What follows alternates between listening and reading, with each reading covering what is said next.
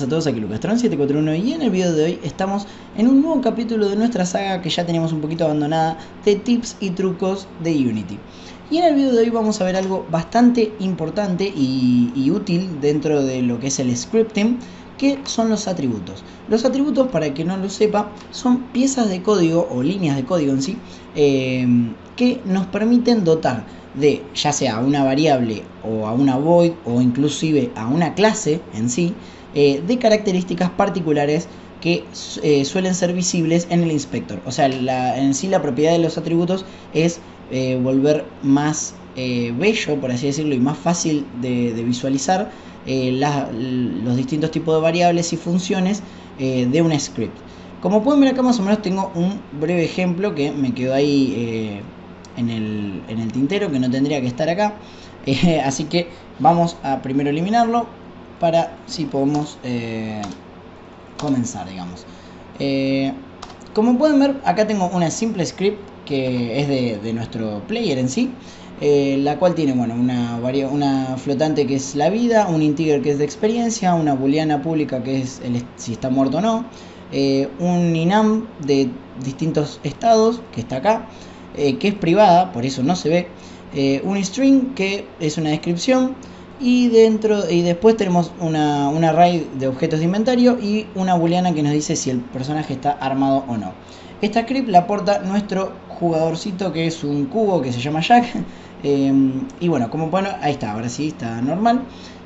Lo que vamos a hacer es justamente hacer uso de los atributos para embellecer un poco más esta script. Así que comencemos. Primero que nada, lo importante que tienen que saber es que todos los atributos se escriben dentro de estos corchetes, dentro de estos dos corchetes. Y fuera de ello, existen, por así decirlo, dos tipos de atributos. O sea, uno es el que necesita sí o sí de un parámetro, como por ejemplo el header, que como pueden ver sí o sí necesita una string acá para funcionar. Y después hay otros que no es necesario o directamente no tienen que recibir un parámetro, como por ejemplo space, que funciona si no vas. Bueno, hecho esa aclaración, después otra cosita es que no los podemos poner en cualquier lado de los atributos, tienen que estar sí o sí arriba de o bien otro atributo o bien arriba de una script en sí, de una variable o de la clase o de una función, etcétera, etcétera, ya que si no, no va a tener sentido. Otra cosa es que si la variable es privada, como este caso, y no está serializada, tampoco va a ser visible. Así que bueno, hechas esas aclaraciones, vamos a comenzar.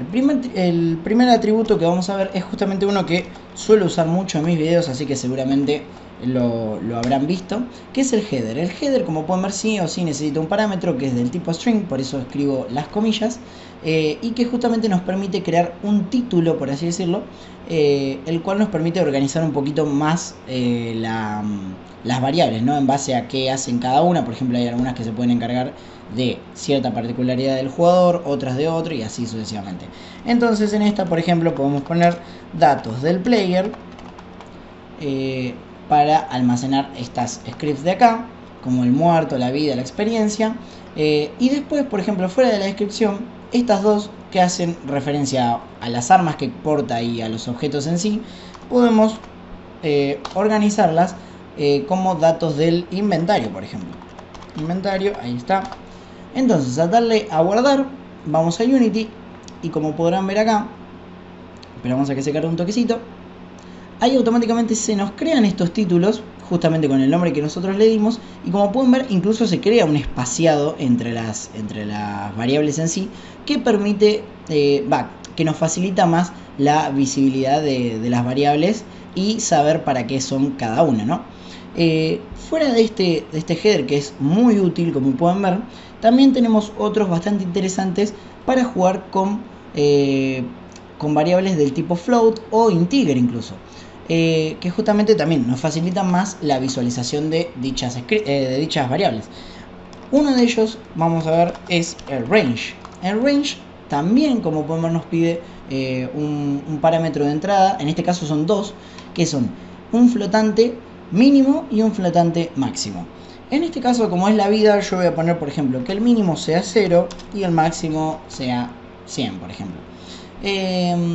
Una vez pasados estos parámetros, si yo le doy a Save y me voy a Unity, esperamos a que cargue, como podrán ver, se me va a crear directamente un slider, el cual justamente tiene como valor mínimo el 0 que le pasamos y como valor máximo el 100 que también pusimos. De esta manera podemos tener un control más visual, por así decirlo, y más lindo de, en este caso, la variable de vida. Pero si bien necesita que le pasemos valores flotantes, también lo podemos hacer con integers, como es en el caso, por ejemplo, de la experiencia. Entonces acá podemos crear nuevamente un range, que en este caso quiero que la experiencia vaya de 0 a 10, por ejemplo. Le damos a guardar, nos vamos a Unity, esperamos a que compile, y como pueden ver me crea automáticamente la variable. Ahí se había bugueado, se puso el 17 por el valor que ya estaba, pero como pueden ver el máximo sigue siendo 10 y el mínimo sigue siendo 0, pero en este caso son valores enteros, no valores con coma. Luego de visto esto, también puede ser el caso de que tengamos una variable que nosotros no queremos que el jugador, que la persona que esté usando la script, o nosotros mismos incluso, no queremos que sea visible, ya que por ahí si la tocamos podemos causar algún error o algo. En ese caso, algo muy interesante y útil es el header hide in inspector, que como pueden ver en este caso no necesita de ningún parámetro, solo con escribirlo ya está. Y lo que va a hacer es justamente conservar a una variable en estado público, o sea que desde otras scripts nosotros la podemos seguir utilizando, pero la va a volver invisible en el inspector, haciendo que el jugador, que la persona que esté usando la script en sí, no pueda cambiar el valor ni toquetearlo. Ahí como pueden ver automáticamente me lo esconde. Justamente es algo bastante útil si nosotros hacemos un asset o algún script que le compartimos a alguien y justo no queremos que toquetee un valor específico. Esto se puede hacer con booleanas, con integers, con cualquier tipo de variable. Luego también tenemos el caso de que tenemos una variable que es privada y que nosotros queremos conservarla como privada, pero que queremos volverla visible en el inspector, porque queremos que, por ejemplo, la podamos modificar o etcétera. En ese caso, acá como pueden ver tengo una variable del tipo estado, que es un enum, que almacena estos tres estados, que es privada, por ende no se ve, como pueden ver en el inspector, pero si yo la quiero utilizar, lo que podemos hacer es hacer uso del serialize filed, ahí como pueden ver que tampoco necesita de ningún parámetro de entrada, y lo que hacemos es, una vez que guardamos el código, vamos a ver que esperemos que compile, y ahí automáticamente, pese a que la variable sigue en estado privado, o sea desde otras scripts no la podemos acceder, sí podemos modificar sus valores dentro del inspector y dentro de dicha script. Acá como pueden ver yo puedo cambiar los distintos estados, o si es que se cambian solos puedo verlo en sí dentro del inspector. Después otro bastante interesante dentro de la parte de organización, por así decirlo, que podemos utilizar es justamente uno que expliqué casi al principio, que lo di de ejemplo, que es el space. El space, justamente como dice su nombre, lo que crea es justo un espacio entre las distintas variables que nosotros tengamos en intermedio.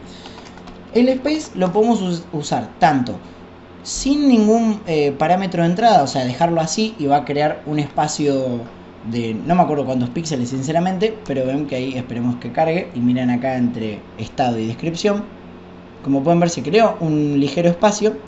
O bien si nosotros queremos una cantidad específica, podemos pasarle, por ejemplo, no sé, en píxeles, 50 píxeles, algo así bastante exagerado para que sea visible, y podemos tener un mayor control de cuánto espacio queremos entre variable y variable. Ven ahí como pueden ver. Vamos a conservarlo en 15, por ejemplo. Ahí está, para así ya no queda tampoco tan exagerado, ¿no? Esperamos que compile. Ahí está, perfecto. Ahí ya está un poquito más lindo.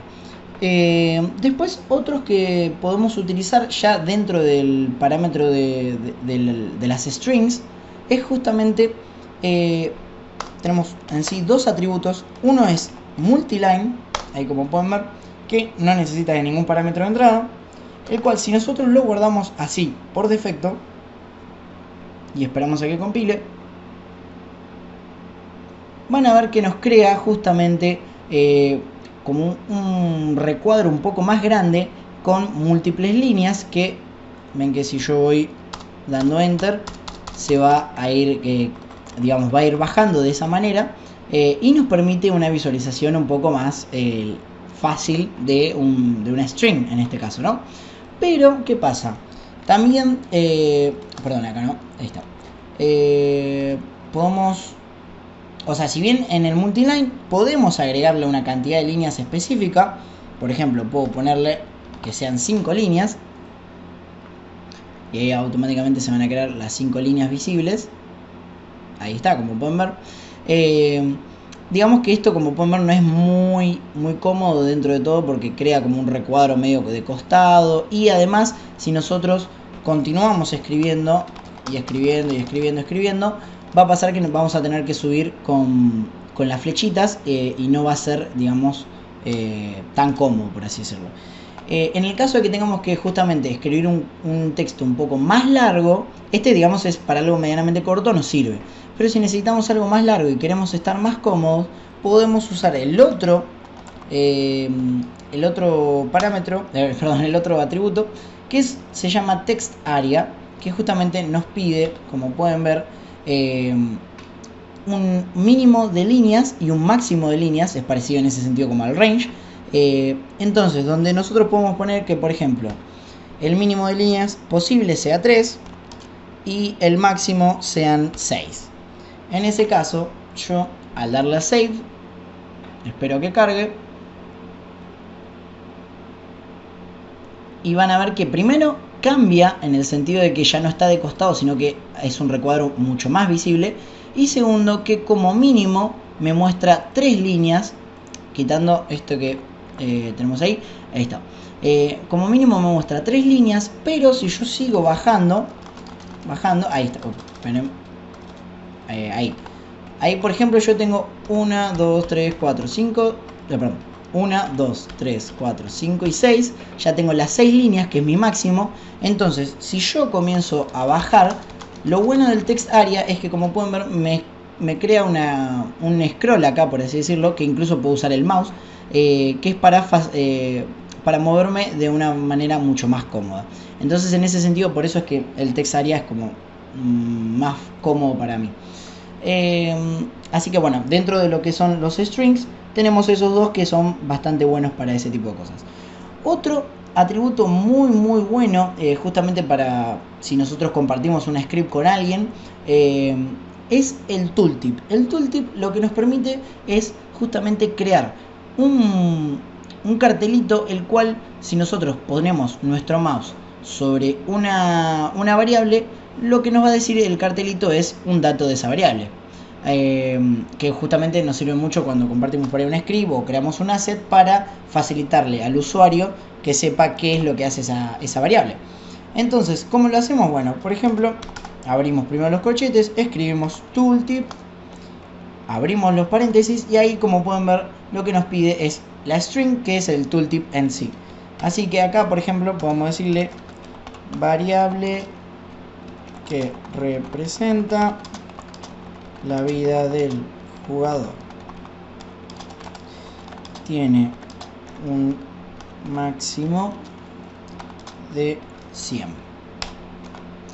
Entonces le damos a control S, volvemos a Unity, esperamos a que se compile, y ahí está. Una vez compilado, como pueden ver, visiblemente no cambia nada, pero si yo poso el mouse sobre la variable vida, ahí automáticamente se me crea el cartelito que dice variable que representa la vida del jugador, tiene un máximo de 100. Y así lo podemos hacer, obviamente, con todas estas variables, en las que podemos aclararle al usuario que vaya a usar la script para qué sirve cada una de nuestras variables.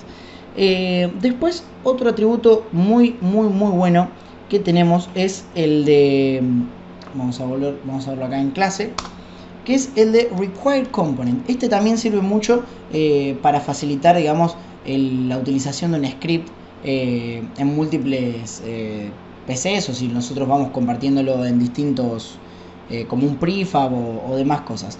El Required Component, ahí como pueden ver, primero que nada, dato interesante, es que sí o sí tiene que ir arriba de la clase. Y lo que nos pide como parámetro es un typeOf. Ahí está, abrimos paréntesis, y ahí dentro de esto nos pide un tipo de componente. Y acá es donde viene la magia, o sea, nosotros podemos exigirle que si un GameObject tiene la script player, también tiene que tener dicha script o componente. Yo, por ejemplo, le puedo exigir que tenga el componente RigidBody. También puedo crear otro Required Component acá mismo, o sea, puedo crear la cantidad que yo quiera. Y puedo decirle que, por ejemplo, necesite, yo tengo acá creada otra script que se llama sistema de ataque. Bueno, entonces yo quiero que a todos los personajes que le arrastre la script player también la tengan. Entonces voy a poner sistema de ataque. Ahora le doy a control S, me voy al jugador mientras se va compilando. Y como pueden ver, primero no pasa nada. ¿Por qué? Porque yo lo tengo que arrastrar. Así que vamos a remover el componente de player. Lo voy a arrastrar acá. Y una vez que lo arrastro, automáticamente, como pueden ver, fuera de la script player en sí, me arrastra la script sistema de ataque y un RigidBody. Y lo mejor de esto es que además, si yo por algún motivo me olvido que es necesario para la script y quiero borrarlo, al momento de borrarlo me va a decir que no lo puedo remover porque justamente la script player depende de ello. Entonces esta también es una manera buena de directamente asegurarnos de que una vez que arrastramos un script ya lo tenemos el personaje todo listo para eso, ¿no? Dentro de esta parte de las clases también tenemos otro atributo muy interesante que se llama Disallow Multiple Components. Este no nos pide ningún parámetro y justamente lo que nos permite es que digamos, restringimos la capacidad que tiene el usuario de agregar la misma script dentro del mismo GameObject. O sea, si yo quiero arrastrar la script player de nuevo en Jack, lo que me va a decir es que no puedo agregar a la script player a Jack porque la script player ya está agregada al GameObject. En cambio, si yo borrara esta línea y le doy a guardar, esperamos que se compile, y como pueden ver, yo puedo arrastrar constantemente la script player las veces que yo quiera y se va a ir agregando indefinidamente, lo cual puede llegar a causar errores, obviamente. Así que es muy recomendable también utilizarlo en ese sentido. Después otro más interesante dentro de la parte de class es justamente otro que se llama Selection Base. Selection Base también no nos pide ningún parámetro y es algo que sinceramente a mí me ahorra una banda de tiempo cuando lo utilizo, porque justamente de lo que se encarga este atributo es de que en el caso de que nosotros tengamos múltiples hijos, vamos a poner por ejemplo una esfera, que la vamos a poner por acá, vamos a crear otro hijo, no sé, otro cubo que sea vamos a checarlo así más o menos, y dentro de este cubo por ejemplo creamos, yo que sé, un cilindro que está por acá, una cosa así. Bueno, todos estos de alguna u otra manera son hijos de Jack. ¿Qué pasa? Supongamos que yo por error, que suele pasar mucho cuando nuestro GameObject nuestro jugador tiene muchos hijos, sin querer selecciono al cilindro, ¿no? Pero no lo selecciono desde el inspector, sino que yo quiero seleccionar a Jack y por error aprieto al cilindro. Automáticamente, como pueden ver, me va a dirigir directamente a Jack. Y así con cualquiera de los hijos. Si yo selecciono la cápsula, automáticamente me lleva a Jack. Si yo selecciono este plano, automáticamente me lleva a Jack. Y obviamente si selecciono a Jack, me va a llevar a Jack. Esto nos facilita mucho al momento de tener por ahí múltiples hijos que por algún motivo pueden ser más grandes o ocupar mayor espacio en la escena, y nosotros, por más que queramos hacer clic a nuestro personaje, terminamos haciendo clic a uno de sus hijos. Esto, fuera de joda, ayuda una banda. Y obviamente si nosotros queremos editar particularmente un hijo, lo único que tenemos que hacer es hacer clic desde el inspect, desde el hierarchy, al objeto que queremos editar y lo vamos a poder editar normalmente. Bueno, eso era bastante útil. Después otro, estoy tratando de ver si no me olvido de ninguno. Nos quedan cuatro más por explicar. Este otro, vamos a verlo, es justamente también para la parte de clases, así ya terminamos con esto, que se llama help URL.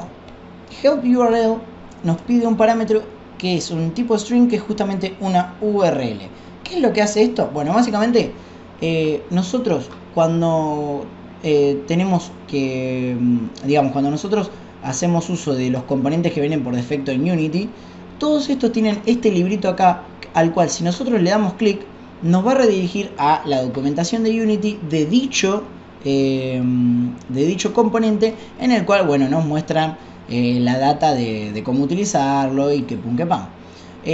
Entonces eso es algo bastante útil que nosotros podemos utilizar para justamente poder ayudar a la persona. Por ejemplo, si nosotros estamos compartiendo un script, lo que podemos hacer es, por ejemplo, en mi caso, dirigirlos directamente a nuestro canal de YouTube o si nosotros creamos una documentación particular, a dicha documentación. Entonces, al darle a control S, es importante que esté el HTTPS, o sea, todo tal cual, ¿no? Esperamos a que cargue y seleccionamos a Jack. Ahí está. Si nosotros le damos al librito, como pueden ver, automáticamente nos lleva, en mi caso, al canal, que es lo que configuré. Así que digamos que eso es bastante copado. Y para terminar con todas las cositas dentro de la parte que van arriba de la clase, tenemos otro más que justamente se llama Execute in Edit Mode.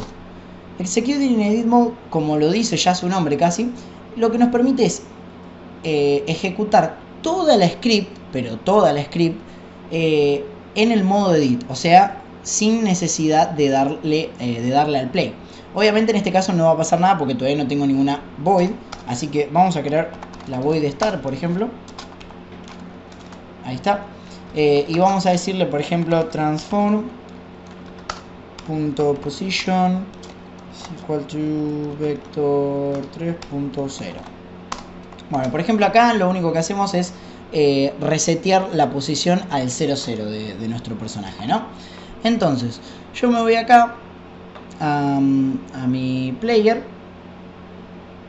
y lo que voy a hacer es justamente, bueno, acá en este caso no pasa nada porque yo ya lo tengo en la posición 00, pero vamos a moverlo, por ejemplo, vamos a sacarlo así en cualquier parte. Ahí, por ejemplo, no lo tenemos en la posición 00, pero ¿qué pasa? Si yo desactivo y vuelvo a activar la... no, perdón. No funciona así, sino que vamos a borrarla, por ejemplo, acá. Vamos a arrastrarla de nuevo para así surte efecto. Si yo la arrastro, ahí automáticamente me lo mueve, en este caso, a la posición 00. Y si yo tuviera, por ejemplo, esto es porque es en el caso de start. Si yo, por ejemplo, tuviera una update, por ejemplo, vamos a poner update, transform.position, vamos a hacer así.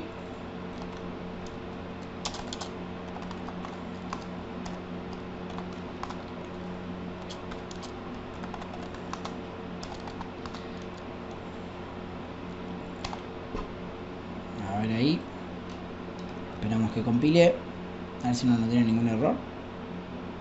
Ahí automáticamente, como pueden ver, se va a estar, en este caso, como está en el update, por más que yo esté dentro del edit mode, o sea, ni siquiera le tuve que dar a play, automáticamente se está moviendo porque es justamente lo que programamos en esta línea. Ahora vamos a borrarlo para así se deja de mover nuestro personaje. Esperemos que se compile. Ahí está. Vamos a dejarlo ahí en el 00. Perfecto. Después, otro muy interesante que podemos hacer, y ya con esto terminamos el videito, que quedó larguito, pero bueno, por lo menos van a tener una buena base de todos los atributos posibles, es el context menu. El context menu nos sirve justamente para ejecutar una void desde el inspector en sí. A ver, vamos a crear, por ejemplo, en este caso una public void, que no sea la update, sino que sea, vamos a llamarla LOL. Y lo que queremos que haga es que printe LOL. Así, bastante simple. Y también, por ejemplo, transform.position igual vector 3.0 y que también resete la posición de nuestro jugador. Ahora, para utilizarlo, arriba de esa void, digamos, lo que tenemos que hacer es justamente, una aclaración, no es necesario que la void sea pública para que funcione esto. Yo la vuelvo pública por poner nomás. Vamos a escribir arriba de eso, context menu, abrimos paréntesis, y acá lo que nos pide es una string, como pueden ver, que es el nombre del ítem en sí. O sea, el nombre que queremos que aparezca cuando le demos clic derecho al inspector. Por ejemplo, vamos a poner ejecutar LOL. Ahora le damos guardar. Esperamos a que compile. Ahí compiló. Yo, por ejemplo, voy a mover el personaje. Ya no está en el 00. Y voy a poner la consola para que vean. Y si yo le doy clic derecho al script, dentro de todas las funciones básicas, como pueden ver, también se me agregó un botoncito que dice ejecutar LOL, al cual si yo le hago clic, primero me printea el LOL y segundo hace lo otro que le habíamos puesto, que es resetear la posición del objeto. La otra que nos queda por ver es el context menu item, que justamente se utiliza acá, si no me equivoco, en la clase era context menu item, que hace básicamente algo muy parecido, o sea, ejecuta una void. Por ejemplo, podemos decirle que ejecute LOL. No, perdón, acá va el nombre en realidad. Por ejemplo, ejecutar LOL. Después, la siguiente string es la función en sí, que se llama LOL. Y ya con eso estaría. Pero el otro no es válido. Porque justamente entonces va acá. A ver. Ahí está. No, tampoco. A ver. me confundí, perdón. En realidad esto va. Vamos a, por ejemplo, vamos a llamar a una variable que tengamos libre y que sea visible. Alarmado, por ejemplo. Vamos a ponerla ahí.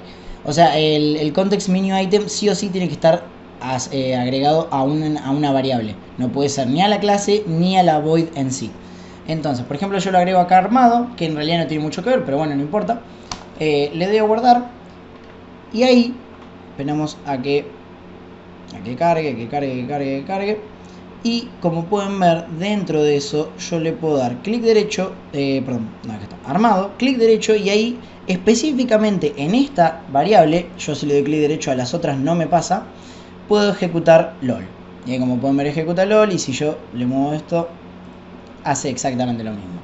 Pero bueno, hasta ahí más o menos tendríamos cubierto gran mayoría de los atributos más copados y más útiles que considero.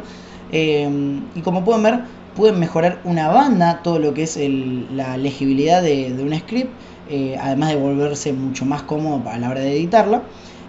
Así que nada, espero que les haya gustado, que les haya servido, que más que nada que lo hayan podido entender.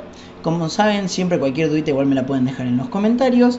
Y bueno, no olviden darle a like, comentar, suscribirse y compartir el video, que saben que con eso me ayudan una banda. Y sin más que decir, nos vemos.